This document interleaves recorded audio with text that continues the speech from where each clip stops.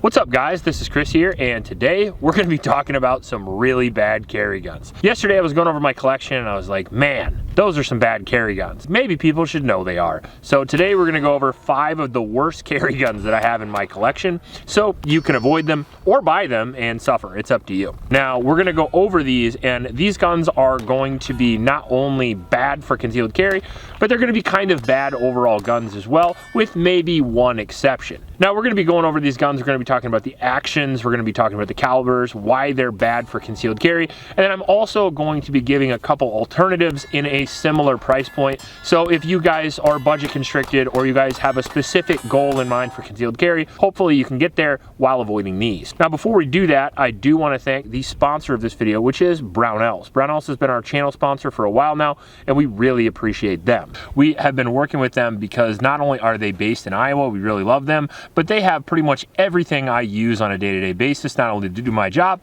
but to have fun. They have all kinds of outdoor stuff, bags to accessories to magazines to optics to lights, and much more. Pretty much anything you see on the channel, you can get at Brownells. That being said, let's get into one of the better guns on the list, and that is going to be the Bond Arms Honeybee. Cool name, bad gun. 24 seconds to fire 4 shots.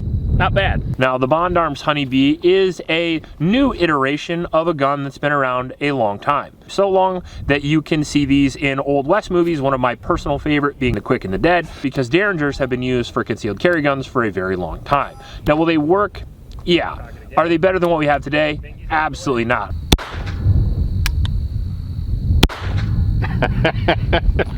That's so silly. First off, the Bond Arms Honeybee is chambered in the 22 long rifle, making it very, very inefficient for self-defense and very inefficient for penetration. Not only that, but the 22 long rifle is also a rim cartridge, so it has a lot of inherent problems over a centerfire cartridge. Oh. Misfire? Not all that surprising. You just cock it and keep doing it. So both of these have been hit, right? They're both rimfire cartridges, they both hit, except one of them is live. And in order to eject this, you have to try very hard not to point this at your fucking face. Which is why I don't like to have people shoot these very much that aren't familiar with guns. It's because you can break a lot of safety rules with Derringers really quickly. They look cool, but they're dumb. So not only do we have an unreliable cartridge that is very weak, but we also have a system designed to point the gun back at you, which is entertaining, as you can see here. And also, it has only 2 shots. Ready? Yep. Missed. I thought it hit.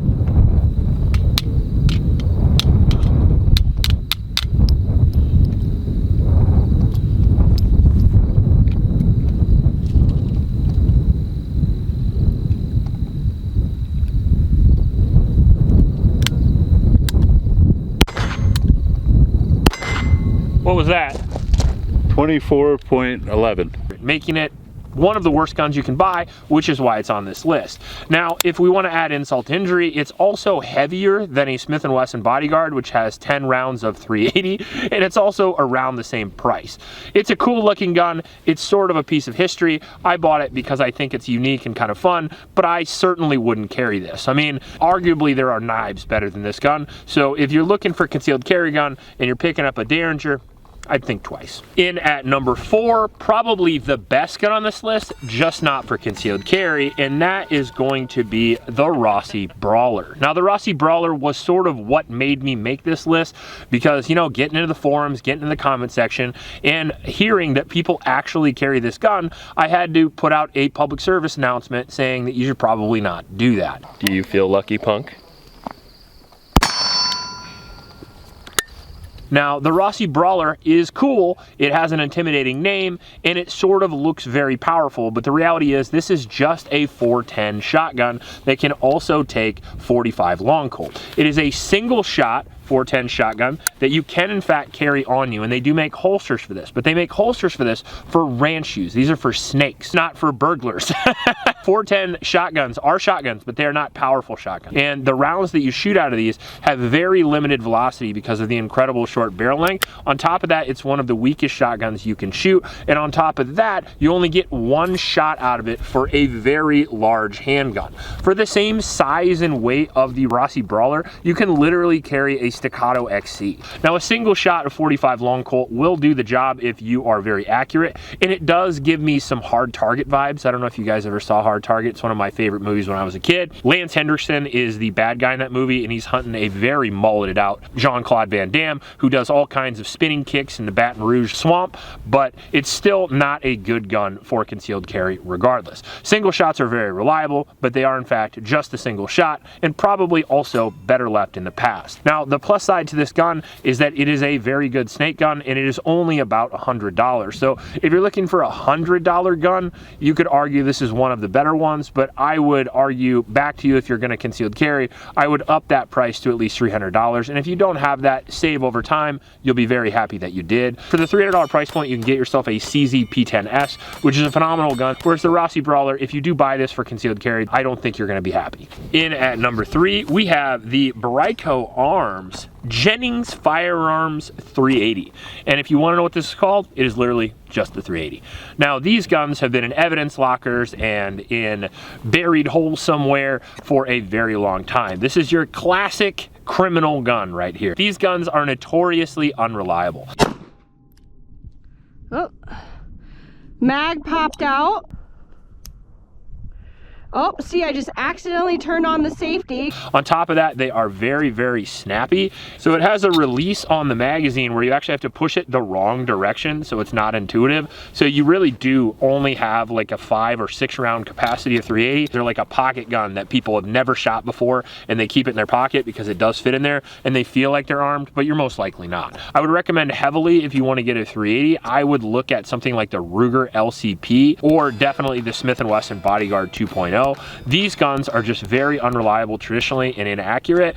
I would argue that you're probably more well armed with a knife or a sharpened stick than you are with a Jennings 380 Auto. In at number 2, we have one of my all-time favorite guns to shit on, and they give me a lot of reasons for it. This is the standard manufacturing S333, the Volley Fire Thunderstruck. It has 40 names, 2 barrels, but only one purpose: to not be concealed carry.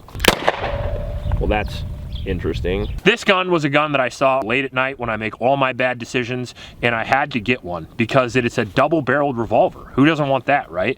You open the cylinder here, and as you can see, you have a decent capacity of 8 rounds of 22 Magnum, which is a decent caliber for self-defense, and 8 rounds is a pretty decent capacity. The downsides of the revolver lie elsewhere. First off, we have the very rudimentary sights, which are obviously not lined up with both barrels. And if you get out past 5 or 7 yards even, you're going to have a lot of accuracy related issues.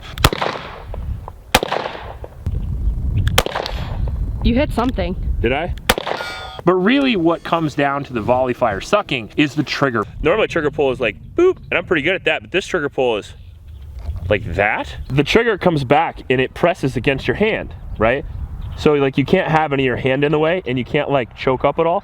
So all of the recoil control is like down here at the very bottom. And then my left hand here is kind of like teacupping, and it's got a trigger safety that if I engage, doesn't seem to make any difference. This gun itself has a decent amount of recoil because it's a 22 Magnum and it's very, very lightweight. It's like 12 ounces. On the back here, we have a rubber grip, which actually doesn't feel too bad if when you pulled the trigger, it didn't take up the entire grip. So the only thing you can actually hold on to is the pinky rung down here, and it just makes for a very, very miserable shooting experience.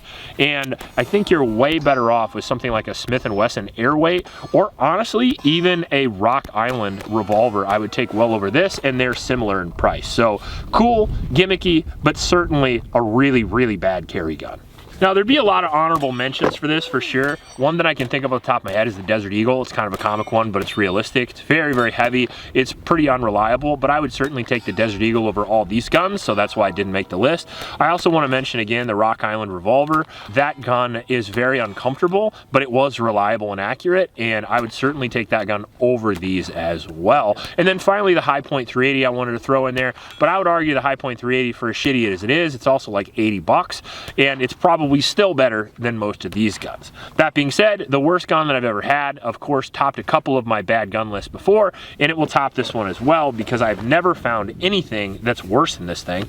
The Altor, or what I like to call the 1992 Camaro cigarette lighter. This thing is an atrocity. This is a single shot 9mm pistol here.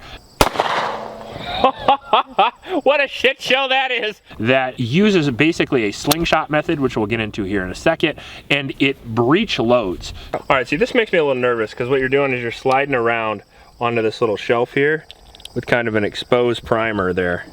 And then you kind of have to sheath the bullet that's touching the firing pin and the primer at the same time, which is a little scary. We have little sights on here, which are obviously not accurate. They are 1 inch. Your sight radius is like 1.5 inches. And this is the trigger mechanism. So wrap around here like this, thumb out of the way, finger down all the way, and release. So it's real weird. It's kind of like that.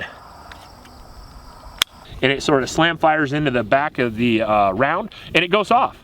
And this is an 8-ounce gun, and you're shooting a 9mm round, which doesn't seem like a lot because you guys who shoot 9mm have a slide and a recoil spring and stuff like that. This thing wants to pop out of your hand every time you shoot it. Half the time it doesn't even go off because the slingshot method is certainly not a reliable source of ignition. If it does go off every single time, you miss your target. It's just absolutely banana stupid. It's one of the dumbest guns I've ever seen in my life. It's slightly better than the pen gun, and the pen gun is cooler, which is why the pen gun didn't make this list.